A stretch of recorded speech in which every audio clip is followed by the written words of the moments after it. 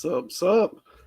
It's pre-week's end, and it's been kind of a busy couple of weeks, and this week has been pretty awesome though, because I got a lot more reading done, and I read quite a few comics this week, so definitely excited about that because I feel like last week I read next to nothing, and I think part of it was all the books that came out, but also just like busy in general. So um, I was excited to get to read a lot this week, and I've going back on reading some of the stuff I missed last week.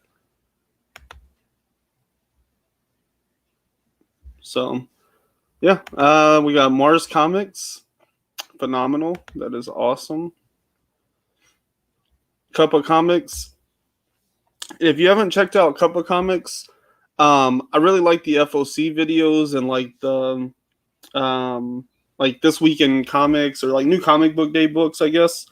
Those are great videos. So check out Cup of Comics for that type of content. We got DJ Links in the house. Man, the epic rap battle, like in the mix, is always good, but the epic rap battle stuff has been phenomenal. I've really enjoyed that, and man, Tyler knocked it out of the park. Like his cockiness was kind of wearing thin toward the end there, but overall, like it was just so good. When he finished that one round, he said, "Do I just like give you my PayPal information here, or do you want it backstage?" You know, like not waiting around. Flash 6792, how's it going, man? I hope everybody's having a awesome Friday. It was a short week, right? Monday was a holiday.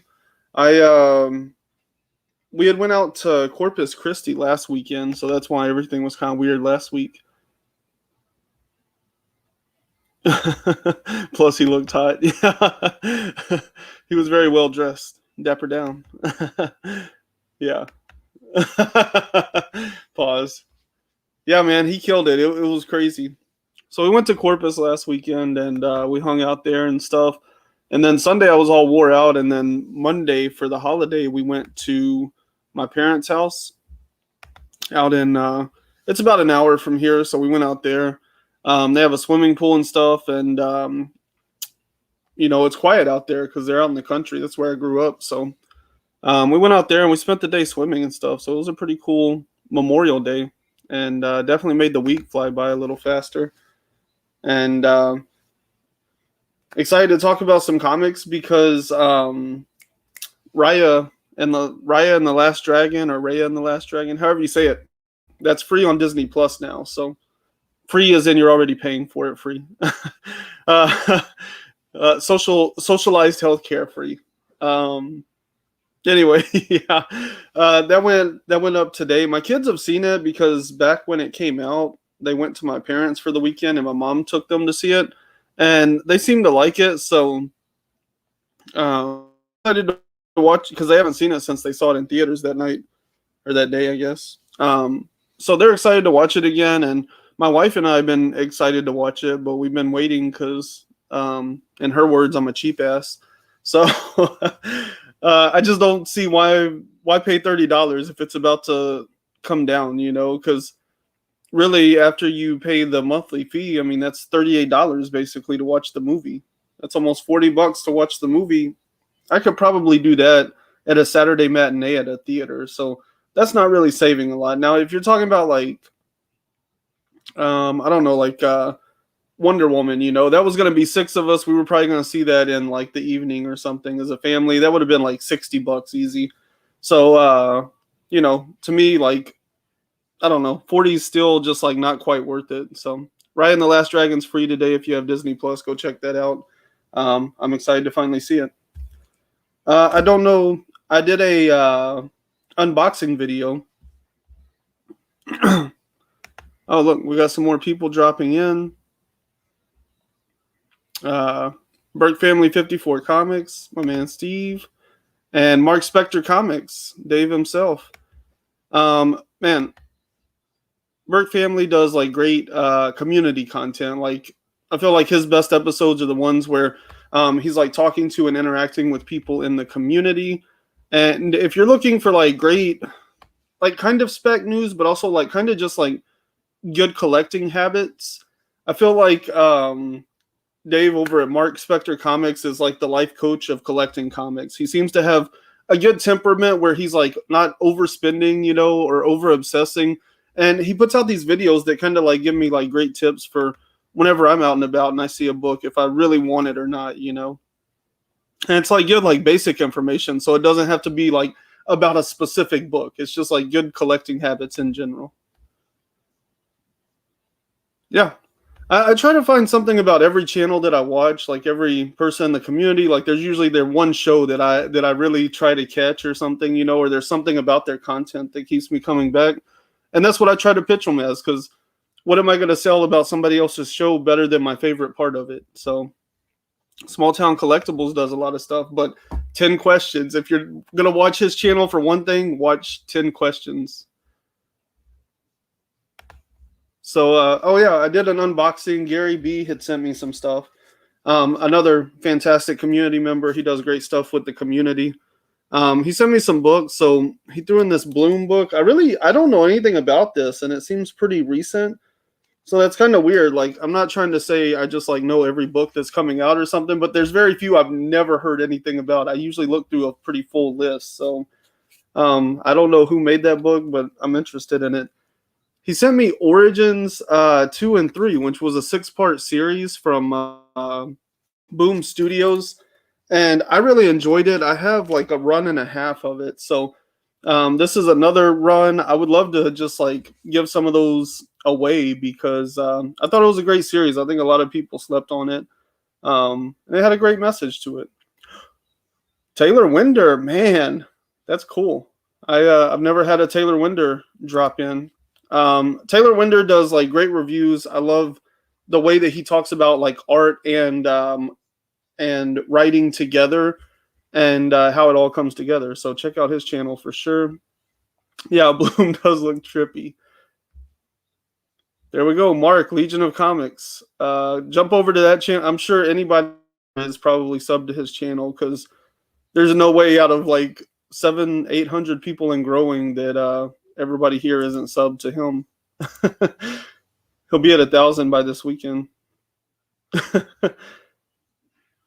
Oh, he did. Okay, I need to go back and watch that then. I don't think I've seen his interview with that one. I recently watched his interview with Jason Douglas for not Collapser. That was a different book. I forget what it's called, but Parallel. Mr. Winder, yes. Hey, we got Lil Glass Tootsie himself. Man, he rocked it on the microphone. I guess we should be telling people to go watch Whack Comics, of course. He was just on 10 questions, in fact. He did a great 10 questions. I really enjoyed his answers. It was nice to see the Tyler behind the Tyler, like he was giving more legitimate answers and stuff. It's always cool to see the person behind the art. And so that was really cool. But he still couldn't drop it all. There was some little like subtle moments of like when he's talking about what era of baseball did you grow up on? And he's like telling him, he's like somebody like Sammy Sosa. Like I was really into a lot of the players that were doing steroids in that era. So you can take the whack out of Tyler, but or you can take Tyler out of whack, but you can't take the whack out of Tyler. Oh, right. I feel like a celebrity now. The pressure is real. Oh, yeah. I have a new shirt. I don't think I've worn it on a stream yet, but my wife picked up a Ghostbusters shirt, and it's like black with like purple and neon lighting, like colors and stuff. It looks like 3D and stuff. It's pretty sweet. The Tyler behind the Tyler. Yeah, you need to do like oh man, like Charlie Murphy's True Hollywood Story. You need to do some sort of spoof play on that. That would be perfect. Yeah, I mean, I think you're about my age. I think you're a little bit younger than me, but yeah, that's the only thing I really remember from baseball was like when they were going through all those trials and stuff. It was crazy. Boom. Exo Manowar. This is really cool because I recently got into this character. So always excited to have some Exo in the collection. But I will say the only thing about it is it's like a little cat meme sort of cover. And as the numbers steadily drop, I'm not really a cat person per se.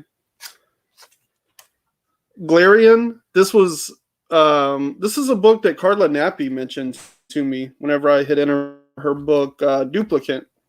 She's a big Charlie Stickney fan. She's worked on projects with them and stuff. So, um, she was excited at the time about Glarian. So now that it's out, I can definitely check that out and see why she was excited about it because I've heard good things. Yeah, as they fall away in droves. The internet loves cats. I don't get it. Although I do want to watch that. I think it's Netflix that has that. What is it? Don't F with Cats. That's that I heard that was a pretty good piece. So I do need to watch that movie. Boom. Turok. Now this is cool. Like I kind of talked about in the video. Like I never really read any Turok. I didn't know it was a comic character. I thought it was just a video game. I played it on like 64 and then 360. They did a reboot of it that was pretty solid.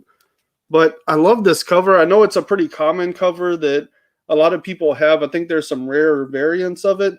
But like the cover is textured. Like all along here, everything's like textured, you can feel all that art. And then it's reflective here in the center. And then you got like the red and the Turok and stuff. That's all reflective. So yeah, this is just like a magnificent cover. And then like the image itself, him with the bow, just like ready to let go. I mean, this is a sick cover. I don't care if it's overprinted. I don't care if everybody has a copy. That's cool. I'll feel more at home when I come visit you at your house. And you also have your Turok framed because I'm definitely going to put this on a wall somewhere at some point. Oh, Turok goes back to the Golden Age? Wow. I didn't realize he went back that far. Man, I need to do some research on this character then. Yeah, and yeah, I'm not gonna slow-mo you or boot you or whatever that Steve did. I'm a little less family friendly, I suppose. I was always a dog person until we took in a rescue. Oh, a rescue cat? Ugh. I hear, man, I listened to this podcast. I think it was This American Life, like years ago, and the story always stuck with me for a couple of reasons. But they were talking about how in New York City, there's like a big issue with like cats being thrown from windows. And in fact, this is the reason the episode stuck with me so much. Apparently, whenever you are removing something, like throwing it from a window or trying to remove it from a room, that's called defenestration. So I learned that word listening to this episode. So people defenestrate cats quite often in New York City, apparently. So they're just like chunking them out of windows and off rooftops and stuff. And like there's this this like really large rate of cats that actually like don't require surgery and stuff to recover from injuries from falling from roofs in New York City.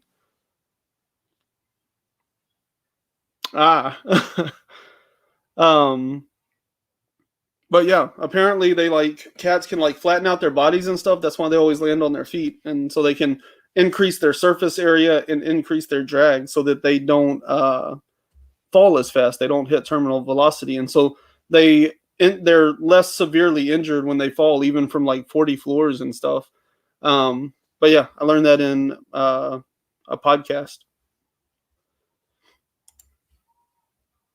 That was from the Simpsons episode, the lady throwing cats. Yeah, the crazy cat lady, right?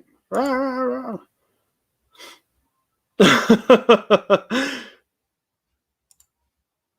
Sequel to Stray Dogs, Stray Cats. A serial killer gets her original owner, but the cats don't give a shit. Isn't there... Man, I thought there was a cat book recently where they like are flying around in a spaceship or something. Man. It's kind of a cat. Have a couple of Glarian books. Yeah, I don't know how long that series was, but I think it's pretty popular. It's a spinoff from White Ash, I think. So, Flatten my body, I can land on my feet. Best of luck, my friend. Best of luck. What's up? It's the comic about those locos forever, man. Yeah.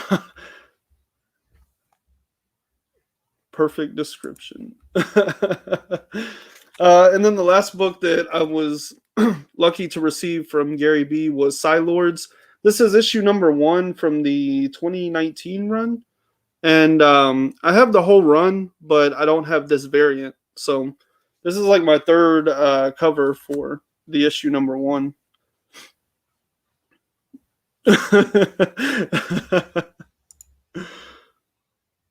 What's up? Yeah.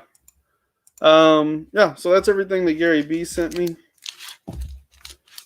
And then books I've read this week, man, there's been some really cool stuff this week. I think Read of the Week, I've talked about this book so much already, and I'm still excited to reread it and talk about it this Sunday on At Week's End. But yeah, Suicide Squad number 4. This was phenomenal. You have all the alpha personalities in the room. They're really not getting along. And then you have Red Hood come in and just like pull one over on them the whole issue, and then they set up things in the end. So Suicide Squad has just been phenomenal. Like, it just keeps getting better with each issue. Yeah, I mean, this was one I read pretty much everything in Future State, and Suicide Squad Future State was okay, but that's why I picked up Suicide Squad 1. I was like, I'm probably not going to like it, so I'll read it. That way I'll know that I don't like it, and I won't have to pick it up anymore. And it became one of my favorite series, like, immediately. It's definitely one of the best books that DC is putting out. So it's just a lot of fun. It's very comic booky. It's a lot of fun. And it doesn't feel like it's leaning on the movie for success, but there is still like this obvious connection with some of the characters that are appearing in that book. So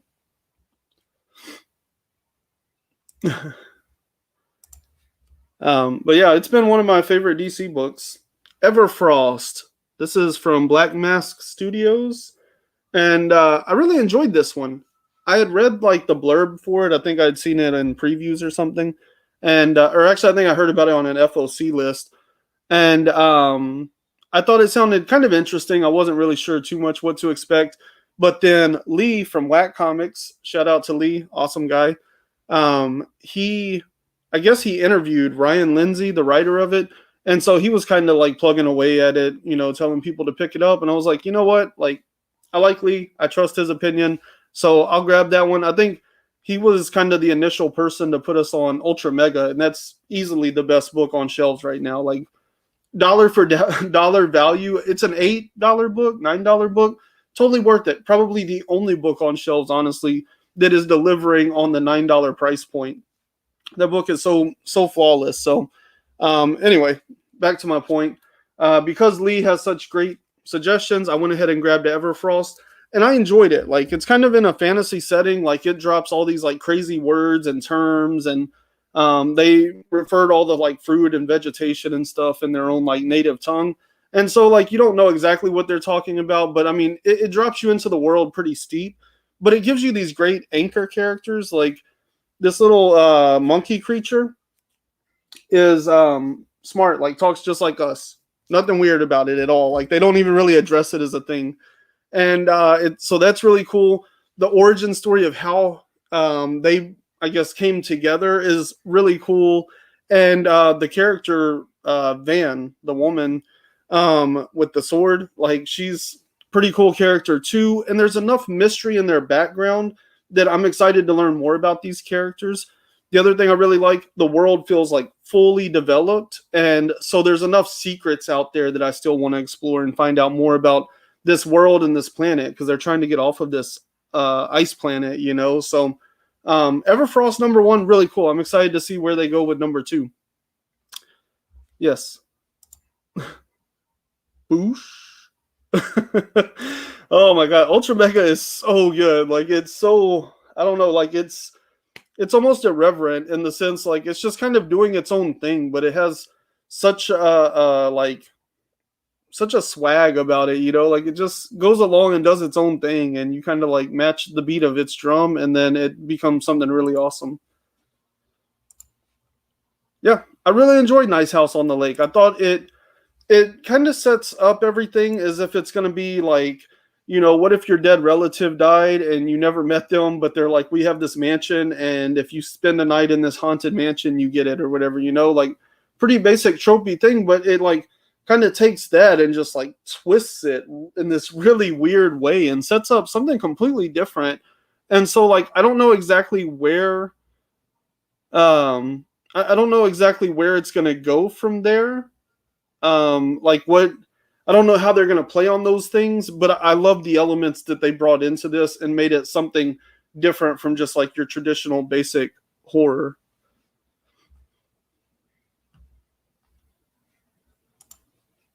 Let's see. How is Ultra Mega so good and still getting better? I don't know, because I read that first one. I was like, holy cow, that was unexpected. It blew me away. And I was like, there's no way the rest of the series will be this good. And then number 2 was better. And then number 3 was better. And I mean, we've seen this out of a couple of series lately. For a while there, Something is Killing the Children. You know, Department of Truth has done that. There was something that I just heard somebody talking about last night on YouTube or something. But yeah, like these series that actually get better as they go, they just really hook you in. Oh, it was Tyler, I think, on 10 Questions talking about Stray Dogs, in fact. How like each book seems to be getting better, and there's not a lot of series that do that. They typically like kind of come in at a high point and they kind of like build out, and you kind of just like what you kind of judge how good a series is based on the rate of decrease from issue to issue, you know? So for something like Ultra Mega or Stray Dogs to just keep getting better with every issue is pretty impressive.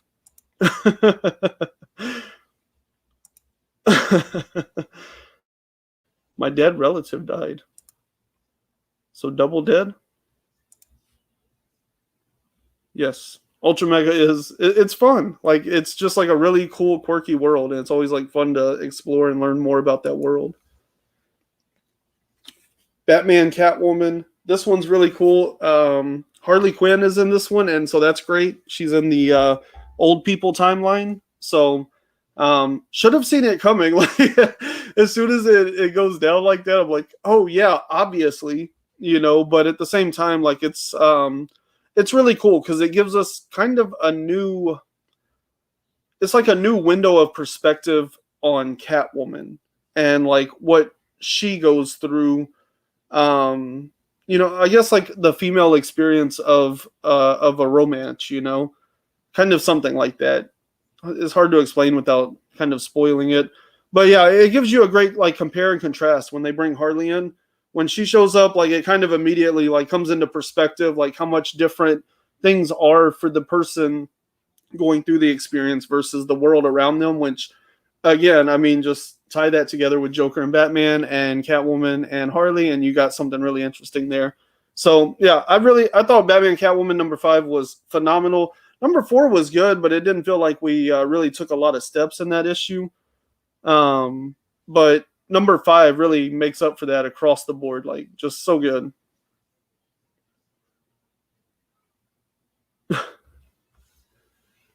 Ouch. Swamp Thing number 4. This is another one. It's been on that same release cycle with Suicide Squad, which is kind of one of the things that I hate because Suicide Squad's so good, Swamp Thing's so good. When it comes down to it, every week that they come out, I'm having to decide between the two what I thought was better for my like read of the week, you know. So yeah, it's not like life ending, first world problems, right? But yeah, Swamp Thing, phenomenal. I just love the way that Ram V is like really like paying homage to what was, you know, and what we really loved about Swamp Thing, or I guess more accurately, like what a large subsection of the fandom of Swamp Thing really liked about Swamp Thing. And so I thought this one was really interesting. Like he brings Alec Holland back, and well, I mean, he brought him back at the end of the last issue, and so he kind of gets to shepherd Levi into his new role. And you really this felt like a good like wrap up for Becoming, which was the first issue. So Yeah, I thought it was a really interesting issue. It was really good. I'm excited for what it means. We got that like great ending that just like ties it right back into that other book I was just talking about. So, you know, check out Swamp Thing. It's been phenomenal. Ron V's killing it. Out of Body #1. I picked this up really honestly just because one, the cover is awesome. Two, it's an Aftershock #1, which I've really been into Aftershock lately. So any of their #1s. And then the creative team. You have Inaki Miranda on art and Eva de la Cruz on colors, and they did We Live. And so they were a big part of the creative team there. So I was excited for it. It's pretty good. There's a lot of layers to it, though.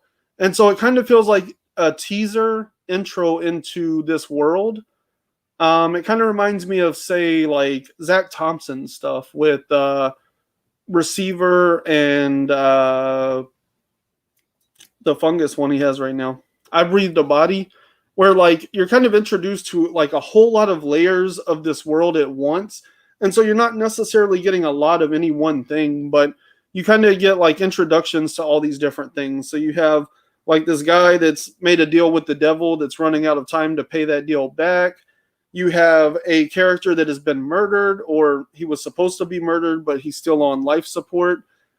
He was a psychiatrist, and so he's mentally trying to solve his own murder and figure that out.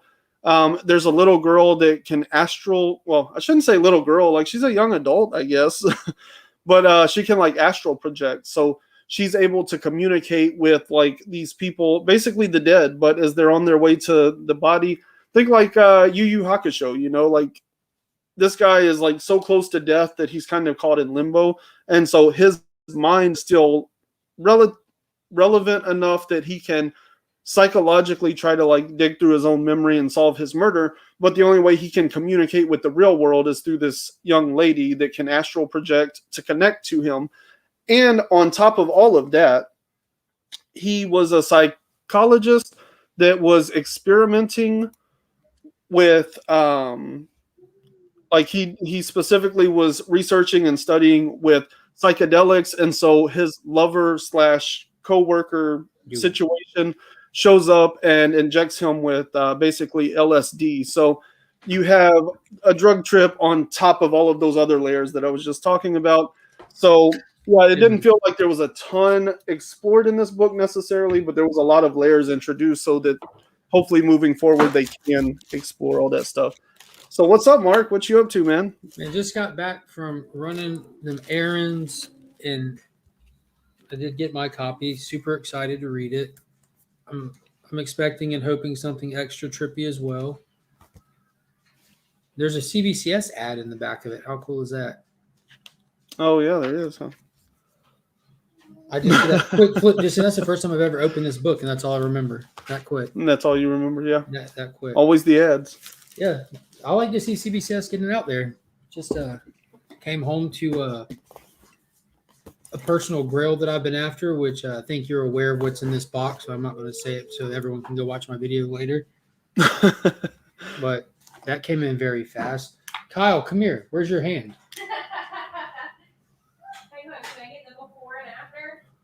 If you want to. She's very excited. Oh. I thought you were going to show us where you like slammed it in a door or something. Kinda. Kinda just like the opposite of that. She's the opposite of that. Yeah, whatever the opposite of that is, that's what this is. But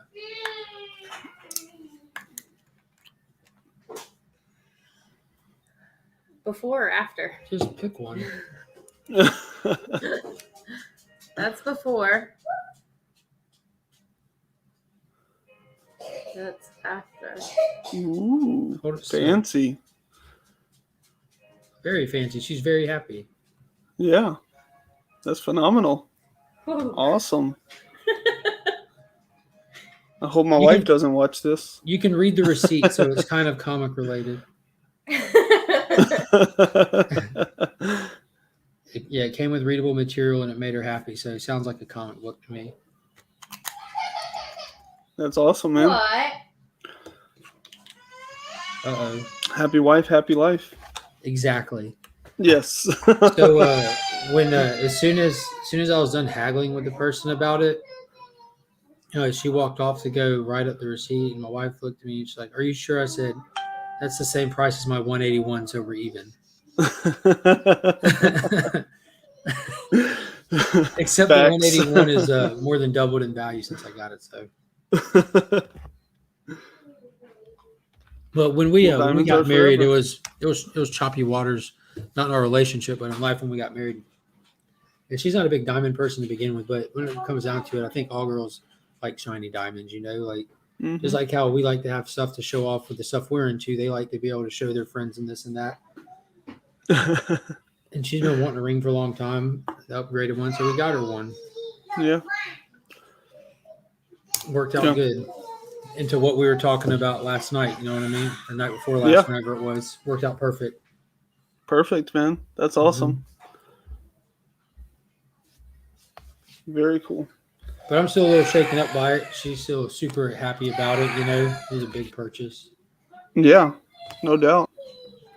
I That's picked this up. exciting. I don't know if you talked on Immortal Hulk at all yet. I know you don't pick it up monthly, but this is coming to an end. Trying to get on topic here. This is round 2 with the Avengers versus the Hulk, but you have the God of God Thor going against the Hulk of Hulks here. So I'm very excited to see if it's just another clean sweep for the Hulk, or if the fight gets canceled for whatever reason. But we have Hulk on his own this time. He's got Harpy with him, or Betty Ross in her monster form. I'm excited for that.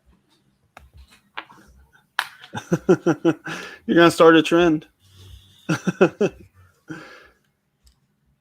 You got to do stuff for him every now and then. She just chuckled in the background.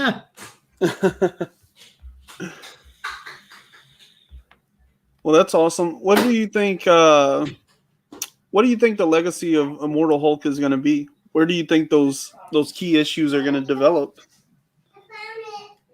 There's not really a lot of you mean like what do you mean by key issues though? Like, what do you think are going to become important to the collectors? The beginning, the end? Is there stuff in the middle that's important? Hulk, probably just 1 and 2. Number 1 being the first issue of it, which is like not even the first appearance of Immortal Hulk. That was in Avengers, but issue 1 is still like a $40 book or so.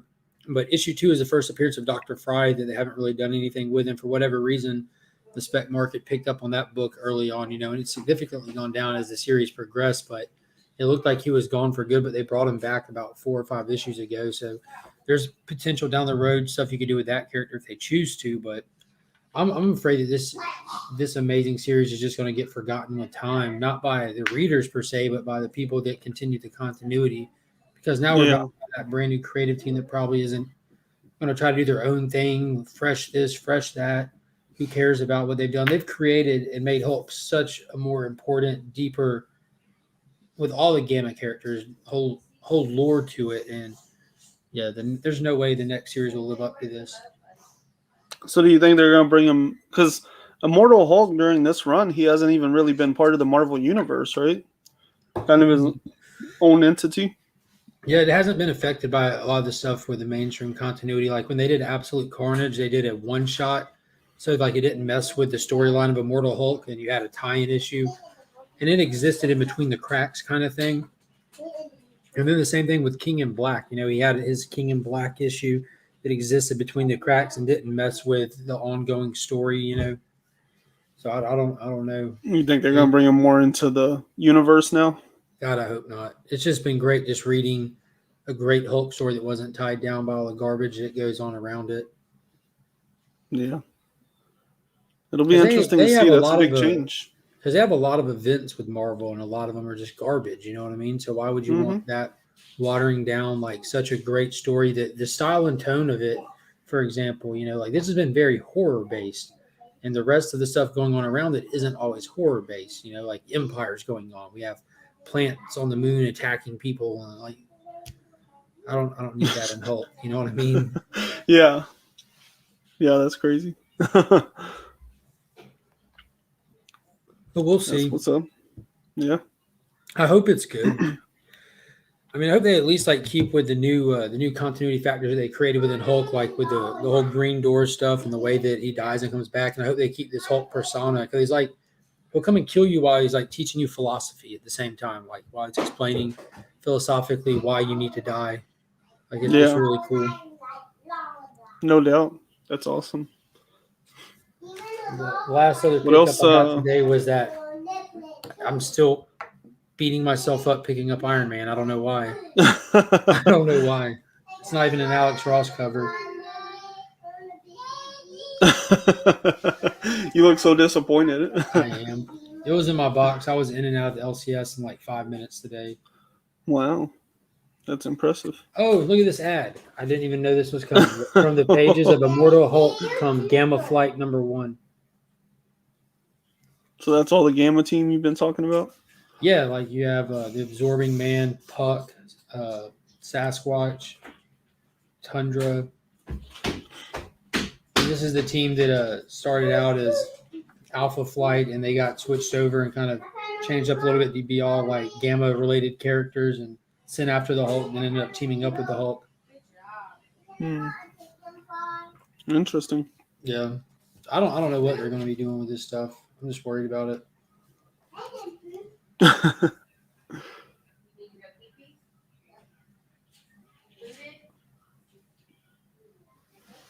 Cool.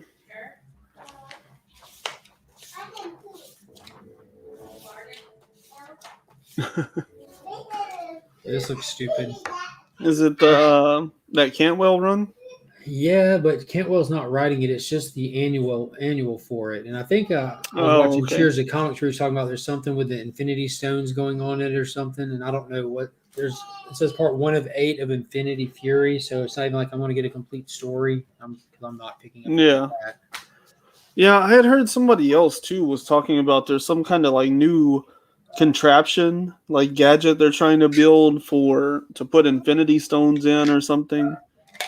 Is it supposed to tie back to the what happened in Thor? Because I wasn't reading Thor, but there was like a vision he had with Thanos wielding the hammer with all the Infinity Stones on it or something. He had a black gauntlet, and then he had Mjolnir with all the stones in it. And nothing came of that yet? No, that was the end of issue 6. Well, because the Black Winter shows up, right? And he's like, oh, I'm the biggest, baddest thing you've been worried about for 5 issues. Actually, I think he showed up in 5. So, like 4 issues, right? And so at the end of issue 6, like, they start to have this fight, and the Black Winter's like, I can show you the thing that, like, I can show you your death. And his death, like, when he sees how he dies, like, it rocks his world. But that's part of the vision is, like, it opens up and, like, this portal, and he sees Thanos standing there, and he's got, like, Mjolnir and all the Infinity Stones, and he's got a black gauntlet on, and then behind him is, like, all the Marvel zombies and stuff. Oh, wow. And so that's what, and then that, like, rocked Thor to his core, and that's why he tried to go on vacation and get away, and Donald Blake was able to take over. Gee, that's nuts. I wonder if they're if that's hard planned at Marvel, like if that's something that's for sure coming. Whenever we were reading that issue and stuff, I feel like there was news that Marvel Zombies was coming back, and that it was going to be in line with all the, like, Earth 616 or whatever.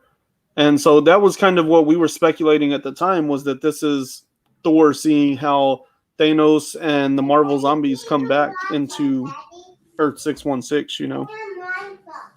But I don't think they've done anything with this since. So I know it hasn't been too long since they did that big Infinity story over at Marvel. Like, I think kind of not too long before Infinity War the movie came out. So I wonder if that's something they're trying to pace out and work toward. Because I don't have a clue what this Infinite Fury is supposed to be, but it says Infinite Destiny at the top and includes Infinite Fury Part 1 of 8 at the bottom. And yeah, I have no clue. And Cheers of Comics was talking about, like, the introduction of another Infinity Stone was what he was expecting out of that issue or something. And so I don't know. Yeah, it sounds like they're teasing something with the Infinity Stones, but I don't know what it is. I don't know any of the Marvel continuity right now. All I know is Thor and how he connects back.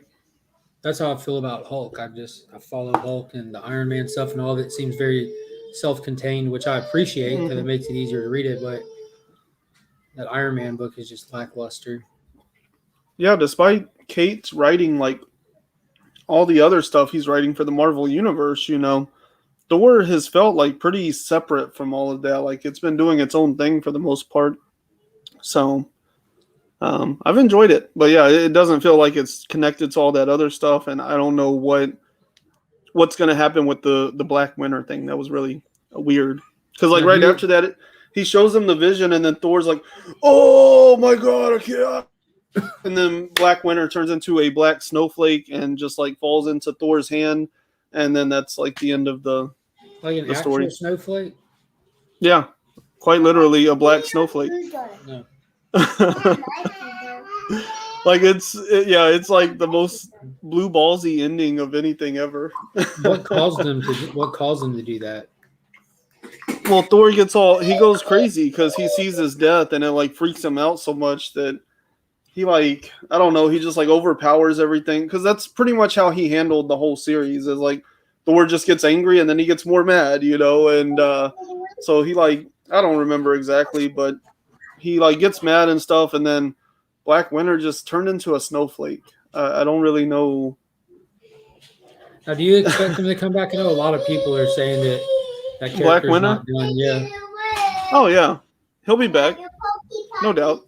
I mean, I was surprised he wasn't part of the King in Black. Like, the Black Winter is coming. The Black Winter is here. Like, the Black Winter is like so powerful.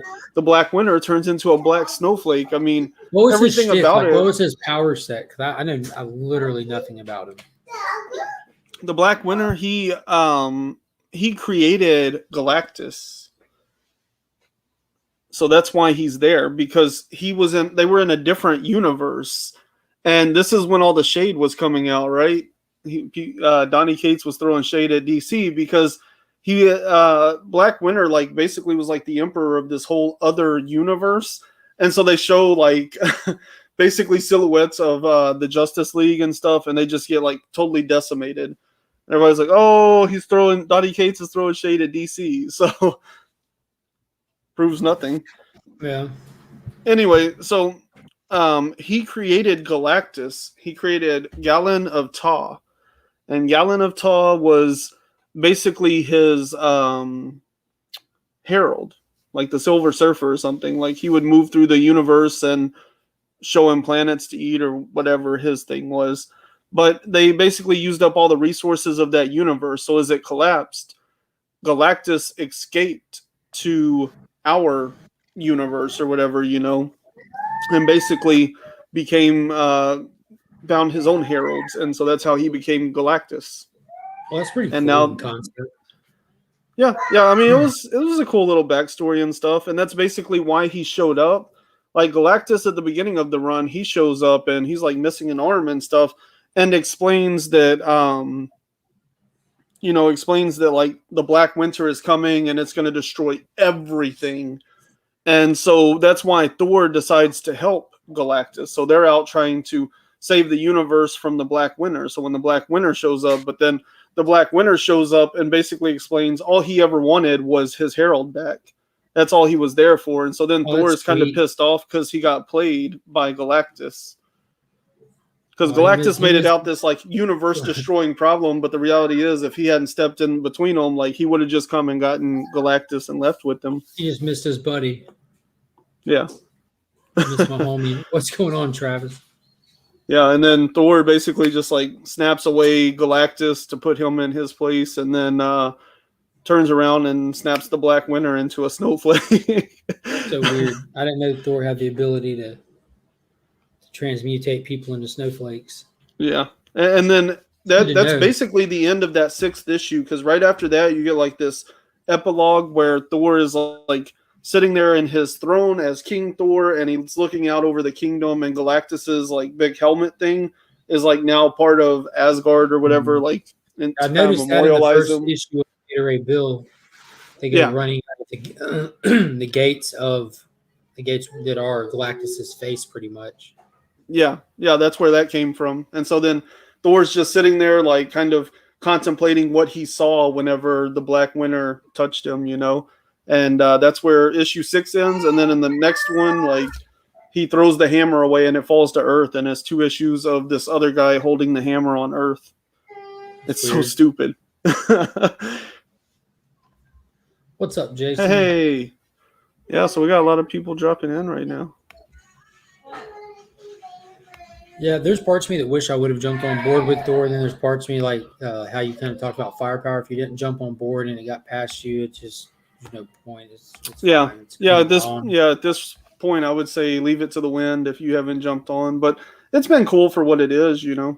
I just enjoy, like, there is a certain like metalness to the way that Donny Cates writes like the action and the fight scenes, you know. Mhm. And I think that translates well in the Thor universe versus like King in Black and Venom and all of that. Like, I don't know. There's something about his general writing aesthetic that kind of works well with Thor, and so I've enjoyed that. And how many of his issues of Venom did you read, or any of them? I didn't read any of Venom. I read that one tie-in issue. I think it was like issue. It was in the higher. I don't even know what issue they're on, but it was that one where he went like to symbiote hell and found Flash Thompson down there, and when these other symbiote users in symbiote hell AOK'd his conscience, like, look, dude, you've killed people, we know, but it doesn't make you a bad person. Like it, and I'm like, dude, this is stupid. There's just too much in between the last time I kept up with him and that moment for that to make any sense, you know? Yeah. Yeah, it just reminds me of like Urban Legends, the most recent one. Whenever Batman's like, "Oh, you killed this kid's father." I got a lollipop. I got a lollipop for him. It's fine. That creepy face. Good Lord. He's like, "Cool, let's go figure out how to get away with this crime." Then it's like, really? Like, what about justice? Detective, I'm here to cover up your tracks. Right. Like, this is a little bit of a stretch here. I mean, what's the point? So backwards from like everything that we just got fed in 3 Jokers and the first issue of Urban Legends, really. The first 2 issues. Yeah. So I was listening early on. That AOK from Mr. Gary B was fire, dude. Heck yeah, man. He sent some awesome books. He hooked it up. Man, that Turok. Mm-hmm. Oh, it's so cool.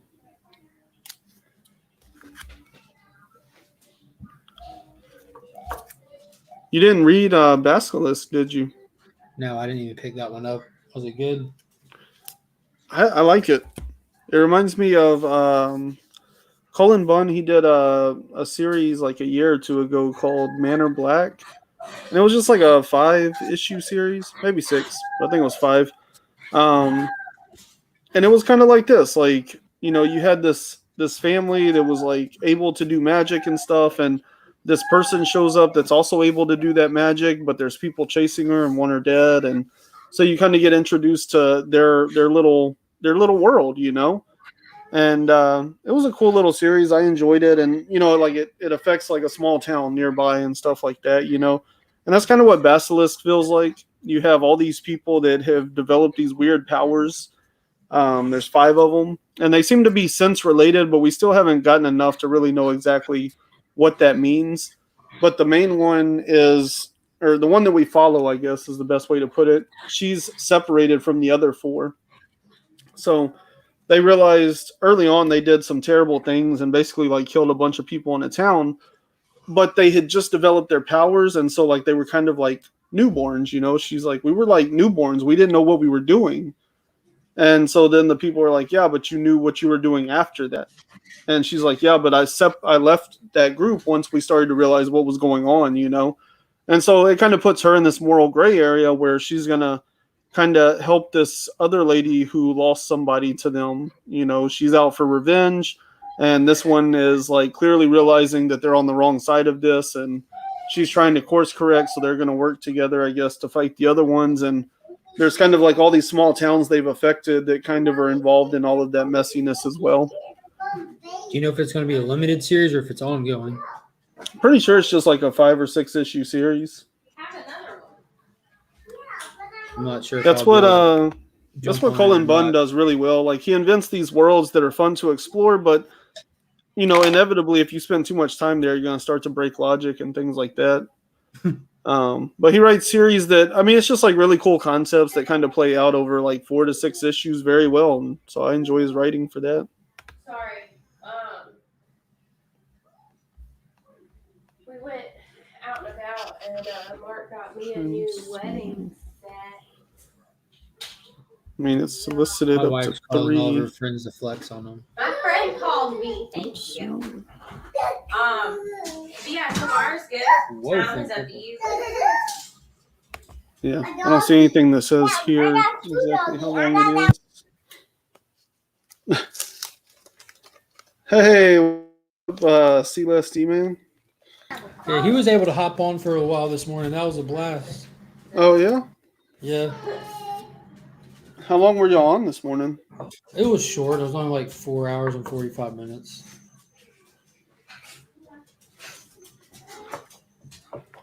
Yeah, so it has like this cool title page, Chapter 1. And then Does you the just art see like... change throughout it? Yeah, this is kind of a flashback scene right here at the beginning.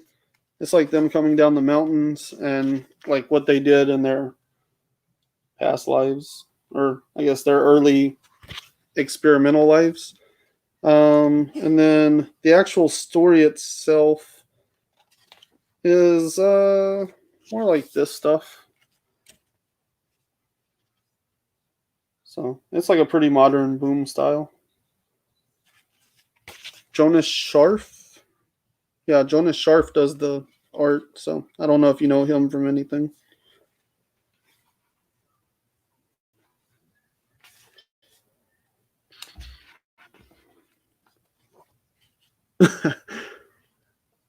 Not off the top of my head. I'm sorry, I had the microphone muted.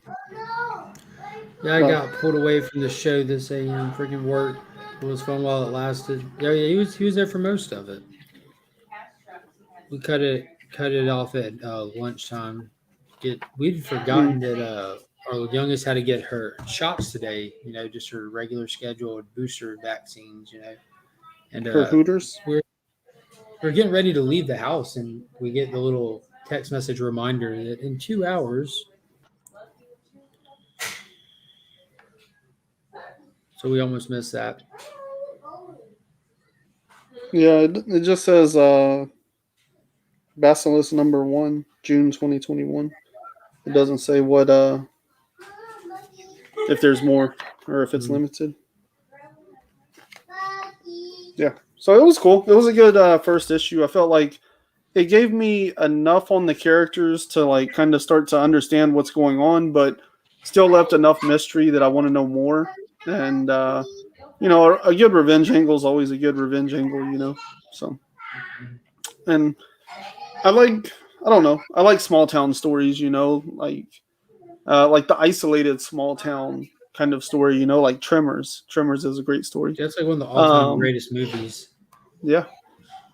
So I like things that affect like little towns like that out in West Texas or, Nevada or the desert or whatever, I always think that's kind of just fun and interesting for a whole town to go through something. A whole community goes through something. I think that's always an interesting, fun world to explore. So I'm going to check out Basilisk. It's cool. I'm just going to have to keep up with it through you then. Because I'm looking at a stack of books I haven't even read yet for this week. And it's large. This was a huge book. No, I'm pretty like caught up on this week. It's last week that I'm still behind on.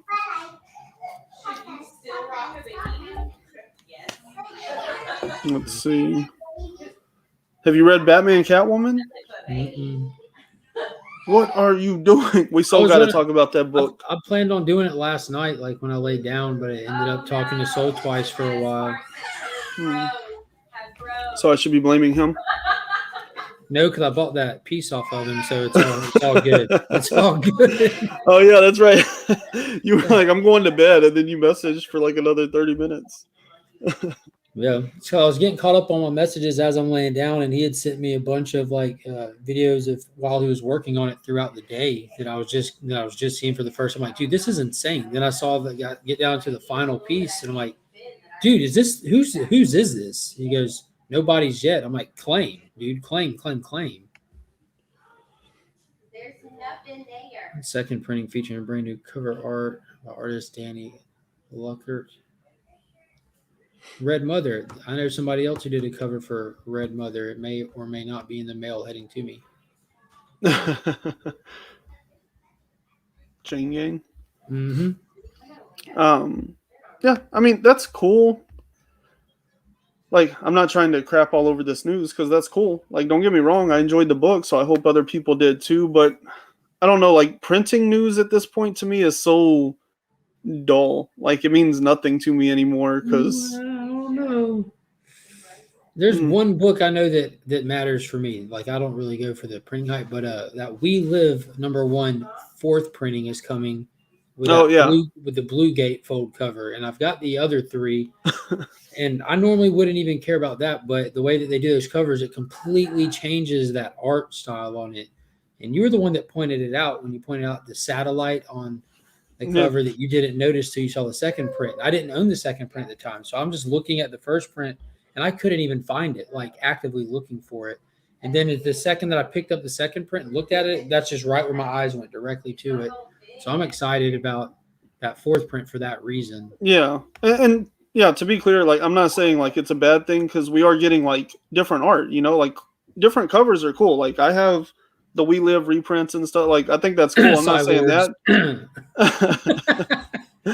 No, my point more too is like people tend to drop second printing news as if it's like a signal of success, and everything's getting so many reprints anymore that it's hard for me to get excited about the success of a series just based on reprint news. And that tends to be why people drop reprint news. Is that like not what it kind of is a signal for, like your first print sold well enough kind of thing? Yeah, but it's just become such a common thing anymore. There was a time where if you got a second printing, like, you wrote a series that nobody saw coming. That's what happened with Immortal Hulk. That was very organic. That was literally people not paying attention to how good a book was going to be and what the demand was. That was organic. But we've gotten to the point now where the market is getting very saturated with under shipping so that you can reprint. Because if you're getting a second or a third printing, stuff like that, you know. Even Seven Secrets, I think that one was pretty organic. I think that was people not paying attention when FOCs went in, and then they ran out and bought the book on hype because everybody was excited for Tom Taylor that week that it dropped, you know. But there's a lot of books that have gotten a ton of reprints anymore that I think it's really they're just underselling so that they can have reprint news to get people more excited about the series. And if it doesn't pick up at all, they're literally out nothing. Yeah. It's a safe bet business-wise, I guess. Yeah. I mean, you think about Something Is Killing the Children. Like, there's 8 reprints of the first issue, and some of them just dropped. How long has the trade been out? So that is not organic. That is not readers that need a copy of the book to read, so we got to reprint the first issue. That's just flippers and collectors that are buying up all those issues. You know, that's a big difference between like Immortal Hulk, where people were literally clamoring to read the book and they just couldn't get enough copies out there. Seven Secrets, that was another one where the hype suddenly blew up on it and people really enjoyed that first issue, and the hype of that drove it into multiple reprints. But there's also a lot of books like Something Is Killing the Children. Why are we doing an 8th reprint 6 months after the first trade has dropped? The second trade. There's 2 trades out. Yeah, because remember that's how I read it. I picked up the first 2 trades together and just purged through it. And that was a while back at this point. Yeah, that's been like 3 or 4 months now. So this isn't readers that need a book to read. This is, you know, flippers and collectors trying to get their hands on a book to slab. Yeah, and then it's because it keeps them in the news. Like, it's all, I mean, again, you're at like issue 3 is dropping with the 3rd or 4th print of issue #1. So like that's not a reader disparity because that many people aren't picking up #3 if they haven't read #1, you know. And in all sincerity, when Empire was coming out, there was a lot of the COVID stuff happening with that. And there was one week where issue whatever first and second print was put on the shelf at the same time. Yeah. Yeah. So yeah, I mean that's the thing is like this news is good because we're getting new covers. We're getting different colors or whole different covers and stuff. So that's cool. I'm just saying like it doesn't really indicate success to me anymore if somebody gets multiple reprints. Yeah. I think that's a series. I think that's the only series. Like, I know with the Maestro series, I like to get all covers, and there are some shop exclusives and variants that they did for like issue ones of them that I didn't get or whatever. But I plan to pick up down the road for dirt cheap, just to have the complete set. But other than that, I think We Live is the only one that I'm actively like trying to get them all as they come out at this point. Like, there is a huge influx in the last month of retailer incentives for issue ones and twos and all these back issues. But there's literally a demand for floppies on that. Like, if you prefer floppies, there was not a lot of hype. There was a lot of talk about it amongst certain circles when it was coming out. But now, like, you're hearing We Live very regularly across the board. Yeah. And again, I think We Live, at least the early reprints of that are 100% organic. I think people read it and told everybody else, like, you need to read this. And they were trying to get it because I personally know people that were trying to find copies of it before the trade even dropped. So that's organic, requests for copies of this book are up. We're going to reprint it, Yeah. Now I'm just excited for cool different colors of that first cover because it's an awesome cover. And to recolor it just like brings out so many different elements each time. It gets me every time. You fold it out and look at it, and like it's cool having Tala and Hatoto on the front in the middle, but you open it and Simon's up close, and as soon as I see him, I'm like, oh man, just want to salute. Gone too soon, brother. Gone too soon. Gone too soon. Poor guy. Oh, such a great series. Yes. 5 issues of just like pure amazing. Yes. Yeah, I agree, E-Man. Like I've said it 1,000 times, hands down, the single best read I've read in I can't even tell you how long. Like, yeah, it's amazing. Kept me guessing every issue. I was like, where is this headed? Yeah, that was something I brought up too. Like with her on colors on Out of Body, just like so good. That's a great team up there. Like those two need to stick together through and through. Did you read Justice League yet? No, I'm sorry, man. I failed you. Don't worry about that. But I am disappointing you for not reading Justice League Dark. I'm going to read the whole thing. Like I enjoy Justice League even when it's bad. I can say like, oh, this needs to get a lot better, but still keeping up with what's going on is enjoyable for me. Like, I mean, I can tell you 100% if I'd be happy to know that, like that kind of thing. I just keep track. I mean, I can tell you, like, if Justice League wasn't attached to Justice League Dark, I probably wouldn't be picking up Justice League at this point. But that's not to say it's terrible. It's just I'm not like big on team ups, so it has to be a good team up to really sell me, It's and not hodgepodge enough. It needs to be more hodgepodge. Yeah, and Justice League, I don't know. Like Bendis is kind of inconsistent in my opinion. Like that last one, all the different perspectives, that was really cool. I enjoyed that issue, but then this issue just doesn't feel anywhere near the same quality. And so I don't know. Like that's the other part that annoys me is like be like, hey, I liked it, and then the next issue I'm like, dude, and I absolutely love this cover too. Like, that's a cool cover. Simple. Like I don't know why this has this. It's like one of those things. Like, why hasn't this concept been thought of before for a Justice League book? I've got the book, man. I've just been busy. So defensive. Yeah, this is all just DC for the week. Yeah, good Lord. And here's everything else that's not DC. The one publisher versus every other publisher. 3 books. And one of them's a mistake at that. Oh man, you know what I read that I haven't talked about anywhere? What? Worst Dudes. What is that? It is. Are you a fan of Idiocracy? I'm not a fan of it, but I mean I've watched it numerous times and it's funny. Well, the average Joe thing, like that's how Worst Dudes is. Like it's going for shock value, but it's like across the board the most average book I've ever read in every category. Intentionally? I hope not. Honestly, it feels like they're just trying to be edgy, but like, what is shock value anymore? You know, they're trying to pull a Madonna, but in 2021, how's that going to work? A virgin. Yeah, it like There's none left. the worst. Yeah, like I wanted to like it. I went into it wanting to like it, and I haven't read like yeah, Who see, put it like out? the Scumbag, everybody was like, yeah, it's a ripoff of the Scumbag. Space Bastards has been thrown out there, and Murder Hobo's been mentioned as well. I haven't read any of those except for Space Bastards. It definitely isn't as good as any of those books, as far as I can tell, though. Who published it? It's published by Dark Horse. Oh, okay. I thought you were going to say Antarctic Press.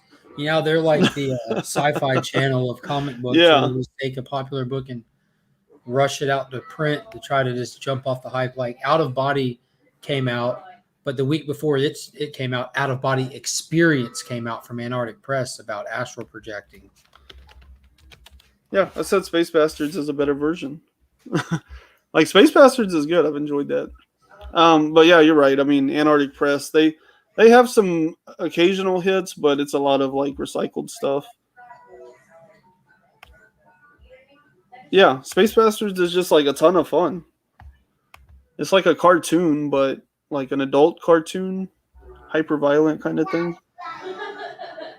What is Scumbag? I want it to get better. I like Rick Remender, but I'm not sure about that book. I'm going to finish this current arc, then end. Yeah, Space Bastards is just fun and hilarious. Anyway, yeah, like I'm not trying to put anybody down here, but this is The Worst Dudes is written by Aubrey Sitterson, and as far as I can tell, he's kind of just like a ripoff artist in a way. He had this book on Dark Horse called No One Left to Fight, and it was like mildly interesting. The color work on it is absolutely fantastic. But the story is basically just like Dragon Ball Z, but you know, like what if Goku had beat everybody and there was nobody left to fight, but then one guy shows up that is capable of standing up to him. Of course. Like, yeah. The Worst Dudes, I mean, it feels a lot like Space Bastards and Scumbag and whatever the other book was that we mentioned. Just like not quite as good, you know, and man, what is the other book? There's another Aubrey Sitterson book I know of that's kind of just like a more like low quality version of another popular book that kind of spawned its own genre. So he kind of just seems like somebody who's taking everybody else's ideas and trying to remix them to less of a degree. That happens a lot. Like when you just look at how many post-apocalyptic books all dropped at the same like 2-3 month period, you know, like you just see stuff come like in waves, like something. I don't know. There's not a lot of as much variety. Snakes on a plane, snakes on a train, kind of thing. You know, as much variety is out there, you can see where there's not a lot of variety at the same time for the amount of content that's really out there. Yeah, I think the only surprising part is about that everything that I said. You know, like he kind of seems like a ripoff artist. Is that Dark Horse has published like all of his books, and they're known for like. I mean, to me at least, Dark Horse is generally like some quality, good stuff. They don't publish as much as some of these other publishers like Boom, you know, but they also rarely miss. But they have some kind of deal with him, I guess, because they keep putting out his books. Hey, Dan Piercy. What's up, man? Always good to see you.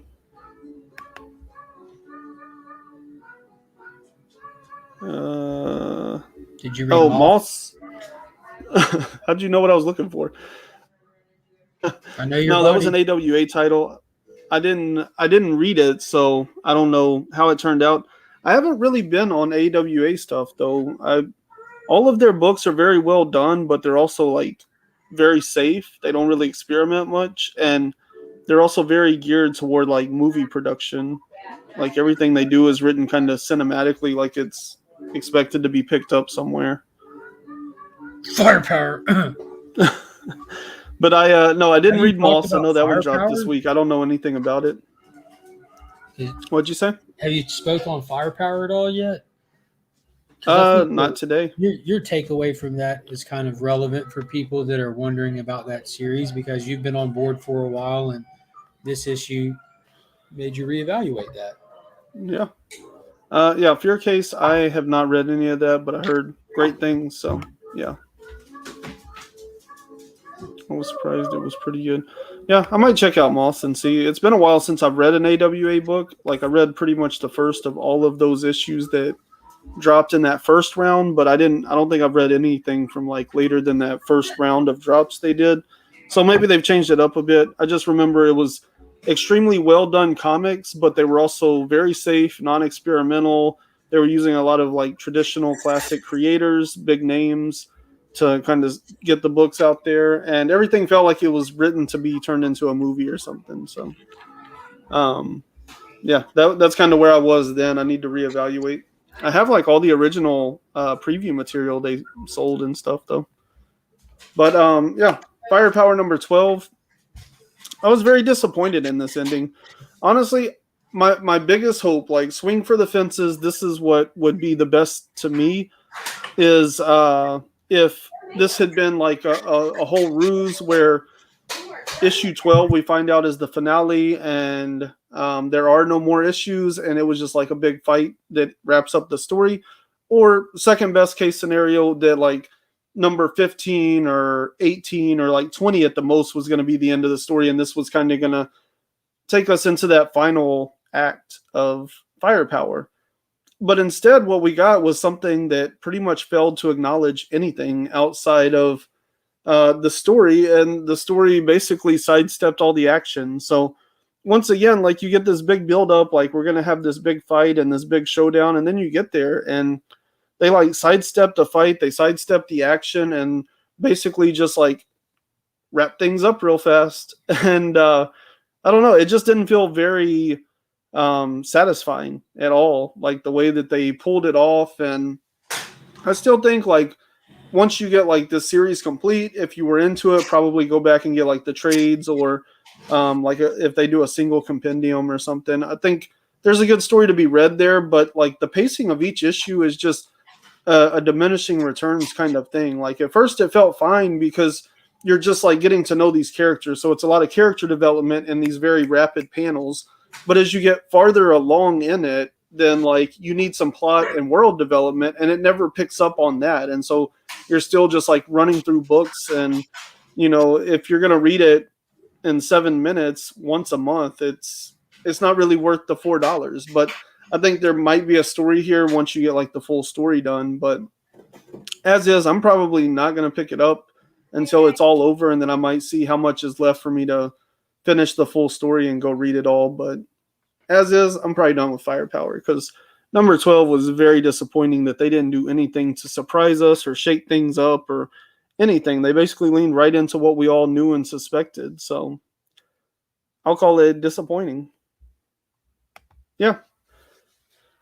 Like the final season of Game of Thrones, like it really just like, you know, the do or die moment, you know, prove your worth. And Firepower didn't quite live up to what it needed to in this issue. So yeah, I know that was pretty like spoilery, but it is what it is. If you haven't read Firepower 12 and you picked it up for some reason, then I would say just don't. Another book I read this week, Bliss number 8. This was the finale of this series. I'm glad it's over. I thought the first like 4 to 5 issues were really solid. I really enjoyed them. And then 6 and 7 especially just like really took this weird like preachy metaphorical turn and got a little too far out for itself, I guess. But then issue 8, they did a great job of like bringing it back down to earth and kind of laying the message out in front of you. And it was actually a really good wrap up, I guess, is the point there. I was surprised. And then there's like this nice, people have been referring to it as like a prose piece, but it is somewhat illustrated. And I don't think it works as well without the illustration. So I do believe it's more than just prose. But anyway, the point of it is like it's, what what's his name? Sean Lewis. He writes this piece at the end that kind of explains his relationship to his family and his father and addiction and how that affected his life. And so it's pretty powerful and moving after everything that you go through with Bliss to get to the end of that. So that was a really good wrap up, but I will say those issues 6 and 7 and out of an 8-issue run, very rough, very hard to get through. But the other, 5 issues of the series, very good. So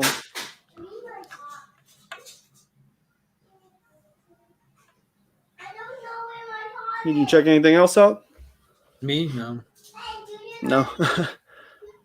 Nice House on the Lake. There's really not anything to say about this because I think it's the most fun if you don't know anything about it. So I don't want to spoil anything, but I will say that we both thought it was really good. And if you were on the fence as to whether or not you should check it out, I say yes, go ahead.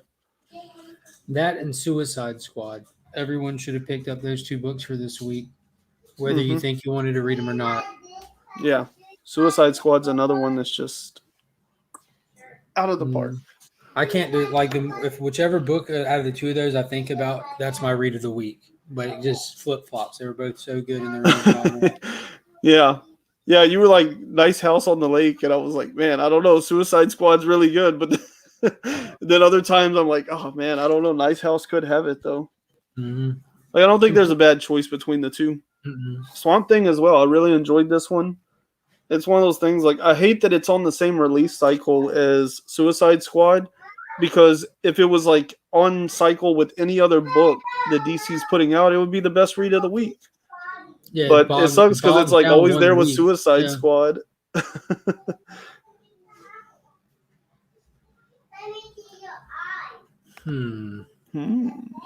What cover could it be? I know he already got his one. Hold on, I'll tell you what cover it is. All I have to do is check my shop app. Nice. So he should be getting he should be getting, let's see, In Transit arrives tomorrow. So you get your books typically a day before I get mine, E-Man, because when you post your videos, I can tell. So you'll be getting probably not 1, but 3 books in one package. Is that a good hint without spoiling your potential content? There's going to be 3 books in the same pack, the same book. And then there's one that I have arriving on Monday. So it could be, and these are both from the same shop. Ding, ding, ding. Yeah. Yeah, my shop app aligns pretty closely with his. Wow. That's awesome. And he should be getting one. I don't know if he got it or not, but he should be getting one right behind it as well. Oh, man. I was reading Layla Starr #2 today. And I was reading it while waiting for my son to get out of school. So I'm like sitting there reading it. And like I was so into it, you know, like he came and like opened the door to get in the car. I was like, oh. I thought you were about to say he came to open the door and it was locked and he had to knock 5 times. No, knock. No, I totally jumped. He was like, did I scare you? I was like, shut up. Shut up. Yeah. Hand in the book. Here, read this out loud to me.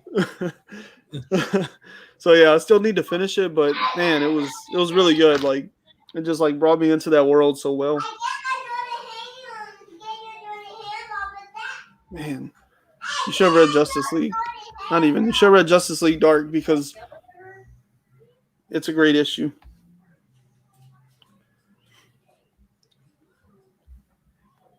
I'll read it. What I'm going to end up doing is I have a video I have to shoot that posts tomorrow, which I got all the titles for the upcoming week, which is a lot lighter than the past 2 weeks. I only have 10 on my pull list, which is a decent pull list, but the past couple of weeks have been like 15 and stuff like that, and then throw-ins and whatnot. But this week was definitely down for me. Yeah, the next week, the last 2 weeks. Yeah. So I've got to film that. I have to read a bunch of books, and I have to make sure that from 10 o'clock to 11 o'clock I'm free. Because I'll be watching Blasting and Stashing Comics. Yeah. Yep. So what ends up happening is I'll hop off this, pretending like I'm going to be productive, but the kids are all hyped. I'm just going to sit down on the couch, get a comfy pillow and just sit there and stare at the wall and just kind of wind down.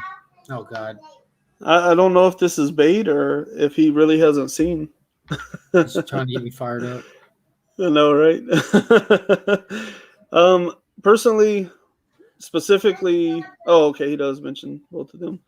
Um, I don't know, like Don. I mean, the thing is, I'm not reading either of these series, so I really have no stake in any of this, so it doesn't matter too much to me. But what I will say is, like, Kate's going to Hulk, based on what I know of where Hulk has been, is going to be a dramatic change. And based on what Cates has done lately, he might build a pretty interesting story, but he's probably not going to land it very well.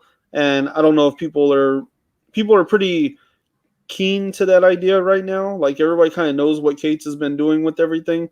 So I wouldn't be surprised if you see a pretty big drop in readership just because people don't trust him to wrap something up at the moment. So And see, I we'll see feel what happens there. a little bit differently. I already watched people in real time in comments saying, "Oh, I'll be picking up Hulk. I'll be picking up Hulk," but they don't care about Hulk. They're just following a hype train of somebody who they couldn't tell you a great story he's written except mentioning he wrote Venom that there were hype involved with. And then like King in Black was completely lackluster for a Yeah. lot of Well, people. I think it'll Feedback be was solid for like 6 issues. well, it might be, but there's a lot of people just when we've been given the best Hulk run we've had in decades, and no one cared, knowing that it's the best Hulk run. I don't think just because Donny Cates is on Hulk is going to keep them there, unless they're just there because the hype conversation that they're involved in keeps them there. You know what I mean? As soon as that starts to wane at all, they'll jump ship. And then someone like me, who's completely invested in Hulk, despite who's writing it, I'm going to keep up with the character. I'm going to be left with garbage. Oh yeah, yeah. I definitely think it's not going to be an iconic run. And honestly, I kind of think we're just like in a fluff period. But yeah, same thing. Al Ewing and Ron V on Venom, two great writers. Like, I'm not concerned about their ability to write it all. I just don't know that where Venom needs to go after Cates is where Ewing and Ron V are going Plan to on take it. taking it. Yeah. Yeah. I need space So symbiotes flying around. That's what we need. And I I don't know. said Maybe this there's is like a going great to. alien horror thing there that they're going to pull off. But My whole thing is it's just so far from base of what Venom has always traditionally been that's so iconic and enjoyable about him that it might play well to the newer fans. But like if you've been attached to Venom for a while, he's rapidly leaving the normal arena that has had you intrigued with the character, you know. So I don't know. I feel like it's going to well, be one I of mean, those and the in other thing 3 to is 5 like, years from now, you look back and say, you remember that crazy time that Venom was an astronaut? Just flying around space. yeah, I mean, the other thing is like, Al Ewing and Rom V both write very strong like internal dialogue and internal conflict, whereas Cates is very like external conflict and relationships between others. And so that's going to be a big flip in that dynamic. And I don't know, maybe they're going to do something really introspective with Venom and Eddie Brock, but at the end of the day, I still just don't think it's going to be anything that we'll remember very long. But who knows? Maybe it will be. They could always knock it out of the park. Overall, I think those writers are under contract. I think Al Ewing and Donny Cates are under contract. They need a little window of time to build up something that they really want to work on.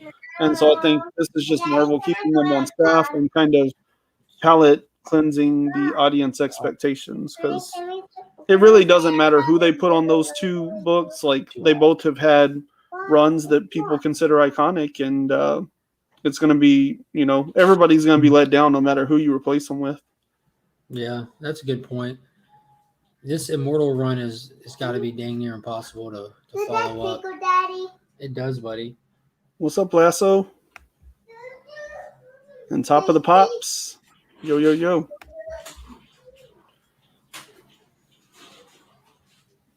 Well, you got anything else? No, just snap time, I guess. Isn't it like 6 o'clock there? Yeah.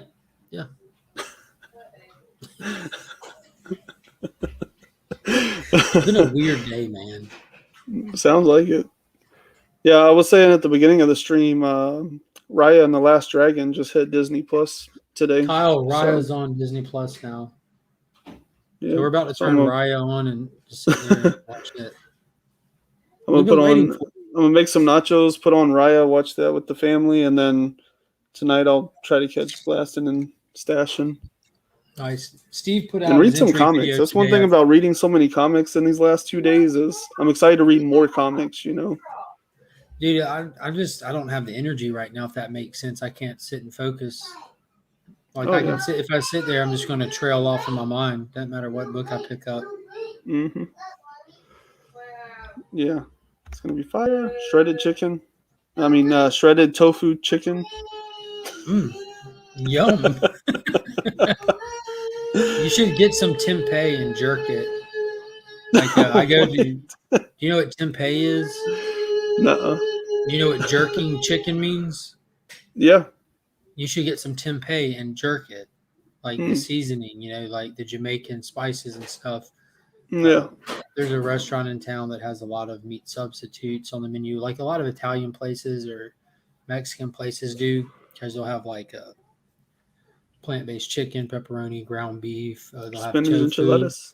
or they'll have tempeh, and you can get it buffaloed or jerked just like you would be able to any of the other stuff. And I'll go to Mellow Mushroom and get a big calzone, you know, and get jalapenos and mushroom and jerk tempeh in it. It is amazing.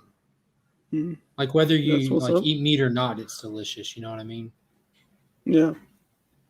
I'm not as big of an advocate for tofu. It's just unless it's like thinly sliced and fried.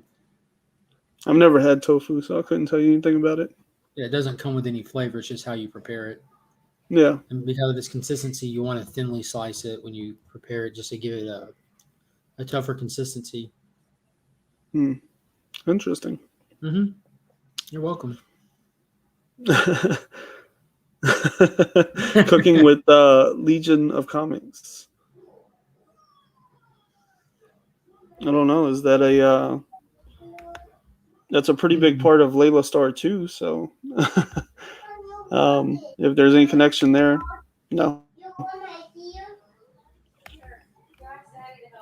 All right, well, I'm gonna hop off. Here comes Finn with his Captain America suit and his shield. Yeah. So this is what nap time going out the door looks like. Look. You. Ooh. Yeah. Yeah, it can fly all over the universe. It can fly everywhere.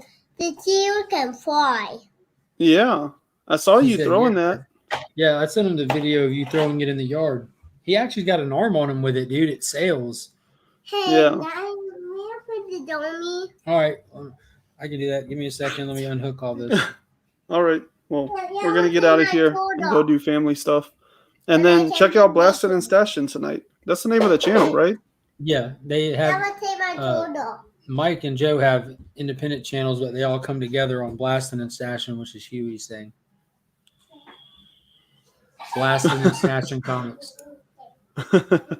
Yeah. Awesome. Yeah, they have a great show every Friday night, so check that out.